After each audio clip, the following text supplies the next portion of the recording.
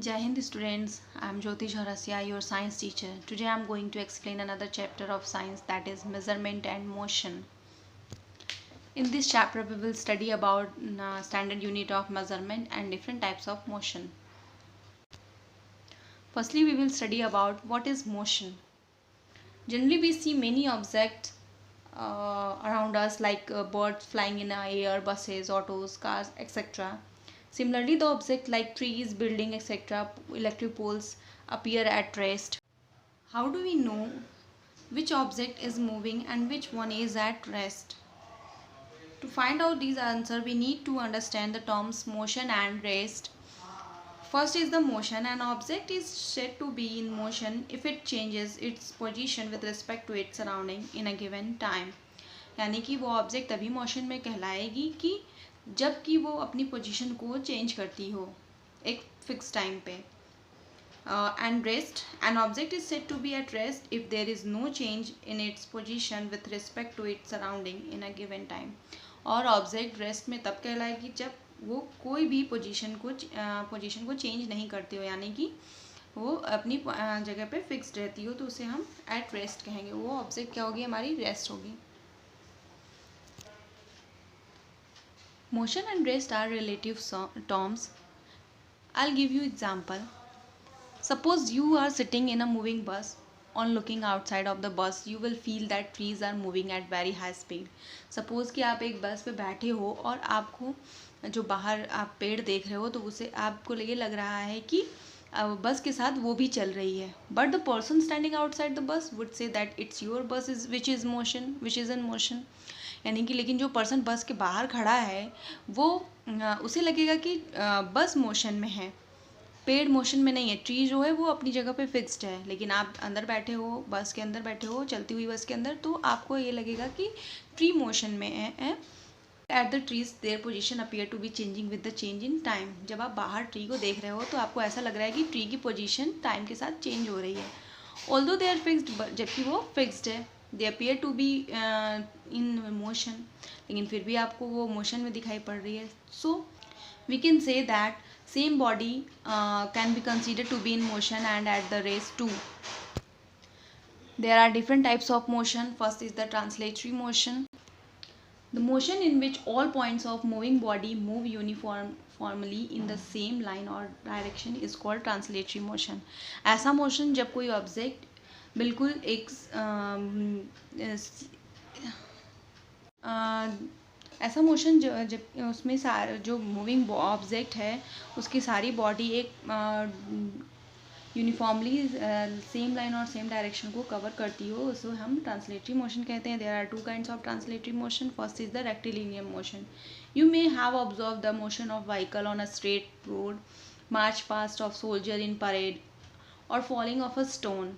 What kind of motion is this? This type of motion is called rectilinear motion. यानी कि जो march past करते हैं parade में सोल्जर्स, वो बसेस या कार जो सीधी लाइन में जाती हैं, वो ये सारे टाइप के मोशन होते हैं, वो रेक्टिलिनियर मोशन होते हैं. नेक्स्ट और motion is the curvilinear motion. When an object have in translatory motion moves along a curve path, it is said to be curvilinear motion.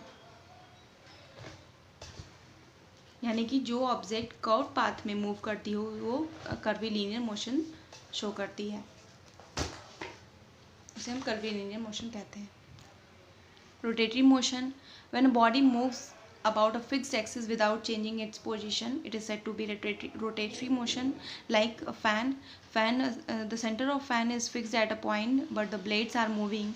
This motion is known as a rotatory motion. Giant wheel moving and wheel of wing machine, these are the example of rotatory motion. Next is the oscillatory motion.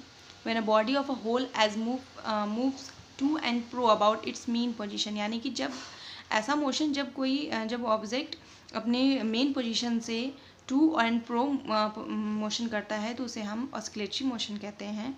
Like moving swing, pendulum of clock. यानी कि ये एक side से move करते हैं, फिर अपने main position पे आते हैं, फिर दूसरी साइड जाते हैं, तो इस तरीके के मोशन को हम ऑस्किलेटरी मोशन कहते हैं. Next is the vibratory motion. In this type of motion certain parts are fixed but the remaining parts moves to and pro about their mean position are known as vibratory motion, like guitar being played, wires of guitar, stretched rubber band, etc. are the example of vibratory motion. Next is the periodic motion. Periodic motion यानी कि ये एक regular time period पे अपने process को वो repeat करती है. इस टाइप के मोशन को हम पीरियोडिक मोशन कहते हैं, जैसे needle of seeing machine, formation of day and night. Next is the random motion. When a body that changes its motion all of a sudden from one kind to another, it's said to be random motion. यानी कि इनका कोई fixed path नहीं होता है, ये किसी भी टाइप के मोशन को कर सकते हैं, तो इसे हम रैंडम मोशन कहते हैं, like flying insect, football match etcetera. Multiple motion. Sometime an object exhibit more than one kind of motion. In such a situation, it is said to be have multiple motion. यानी कि कुछ कभी कभी ऐसे object होते हैं जो एक से ज़्यादा टाइप के मोशन को करते हैं. इस सिचुएशन में हम इसे मल्टीपल मोशन कहते हैं. अर्थ while undergoing revolution around the sun rotate on its axis. Wheel of moving bicycle rotate on its axis at the same time moves in forward direction. यानी कि जो साइकिल की व्हील होती है वो तो रोटेट होती है, तो इसमें रोटेटरी मोशन हुआ, लेकिन साइकिल जब मूव करता है तो ये आगे की डायरेक्शन में चलता है, तो इसमें ये रेक्टिलिनियर मोशन भी शो करता है. तो ये जो दोनों एग्जाम्पल्स हैं इसमें मल्टीपल टाइप ऑफ मोशन होते हैं, तो इसे हम मल्टीपल मोशन कहते हैं. Our next topic is measurement. We use a scale to draw margin in our notebook. The scale contains some number on both sides. We use a scale for margin. Scale contain numbers on both side. आप देख सकते हैं कि यहाँ पे numbers होते हैं scale के दोनों sides पे. Similarly, when we observe the collar of shirt, we find a label with a number on it. यानी जब हम कोई कपड़ा ड्रेस परचेस करते हैं तो आप देखते होंगे उसके कॉलर पे वहाँ पे उसकी साइज़ लिखी होती है उस कपड़े की. These are the example of measurement used in our daily activities. ये सारे हमारे एग्जाम्पल है जो हम मेज़रमेंट का यूज़ करते हैं, यानी मेज़रमेंट को देखते हैं कि ये चीज़ें इसकी साइज़ क्या है etcetera. In ancient time, people used handspan and cubit to get a rough idea about the length of things. यानी कि पहले के ज़माने में जो लोग होते थे वो हैंडस्पैन और क्यूबिट, हैंडस्पैन लाइक दिस और क्यूबिट का यूज़ करते थे, जिससे कि वो मेज़रमेंट एक रफली मेज़रमेंट करते थे चीज़ों के. But handspan are different from different people, so they are not standard unit of measurement. आप जान सकते हैं कि जो हैंडस्पैन जो होते हैं वो अलग अलग पर्सन के अलग अलग हो सकते हैं. जैसे कोई पर्सन छोटा है, किसी का हाथ बड़ा है, तो वो अलग अलग साइजेस और डिफरेंट मेज़रमेंट के हो सकते हैं, तो ये स्टैंडर्ड यूनिट ऑफ मेज़रमेंट इनको नहीं माना जाता है. The standard unit of length is meter, mass is kilogram, and the time is second. The development of calibrated scales and measuring standard weight tapes added more to the uniformity. Nowadays, we use different types of scale, measuring tapes, measuring scale, etc. Point to be taken care of while measuring the length. जब हम किसी भी चीज़ की length को measure कर रहे होते हैं तो हमें किन किन पॉइंट्स को ध्यान में रखना पड़ता है. Use the appropriate unit of measurement. If you want to check out the length of your pencil, metre और kilometre will not be appropriate units, whereas the centimeter or inches will be the suitable ones. यानी कि हम किस चीज़ का measurement कर रहे हैं वो चीज़ें कितनी लंबी है, कितनी बड़ी है, तो उसके अकॉर्डिंग हम उस यूनिट को डिटरमाइन करेंगे. लाइक अगर वो चीज़ें छोटी हैं तो उसको हम सेंटीमीटर और इंचेस में मेज़र करेंगे, और अगर वो चीज़ बड़ी है तो उसे हम मीटर और किलोमीटर में मेज़र करेंगे. Take care of both parts of measurement, that is the numerical value as well as the unit. यानी कि जब हम किसी भी चीज़ का मेज़रमेंट कर रहे हो या फिर कोई चीज़ ले रहे हो तो उसके हम न्यूमेरिकल और यूनिट दोनों चीज़ों को ध्यान में रखें. अगर कोई हम कपड़ा खरीद रहे हैं सपोज दैट, तो अगर सिर्फ वो 25 बोलता है तो हमें कैसे समझ में आएगा कि 25 वॉट, 25 वेदर मीटर और सेंटीमीटर. तो हमें यूनिट का भी ध्यान रखना ज़रूरी है कि 25 मीटर चाहिए या 25 सेंटीमीटर चाहिए. Place the properly, that is in a straight line close to the object whose length you want to measure as shown in figure. आप जब स्केल से कोई चीज़ मेज़र करते हैं तो स्केल को क्या करते हैं, आप सीधी उस ऑब्जेक्ट के कांटेक्ट में लाते हैं और स्ट्रेट लाइन में रखते हैं, और फिर वो आप लाइन ड्रॉ करते हैं जितनी लंबी आपको लाइन चाहिए होती है. Take care of position of your eyes while reading out the value from the scale as shown in figure, यानी कि हमको अपनी आइज़ को प्रॉपरली अपनी स्केल की पोजीशन को देखना चाहिए जब हम स्केल से वैल्यू को रीड कर रहे हों. If the edges of scale are rough or marking are not clear, do not use such scale to note down the values.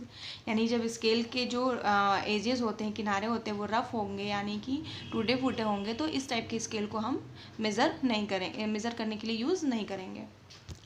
Measurement of length of irregular shaped article, यानी कि जो regular shape article होते हैं उनके तो हम measurement बहुत आसानी से कर सकते हैं स्केल का यूज़ कर कर, मेजरिंग टेप का यूज़ करके. बट जो आर्टिकल इरेगुलर शेप के होते हैं यानी स्ट्रेट नहीं होते हैं, कर्व टाइप के होते हैं, तो उनके हम मेज़रमेंट कैसे निकालेंगे. Let me explain with you example. Take any curve line and marked with point A and point B. Take any cotton thread and arrange them like this chord path.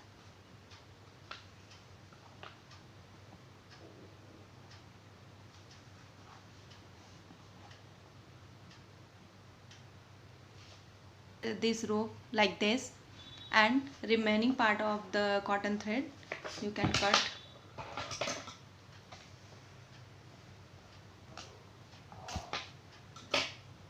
Now measure the length of thread with a scale.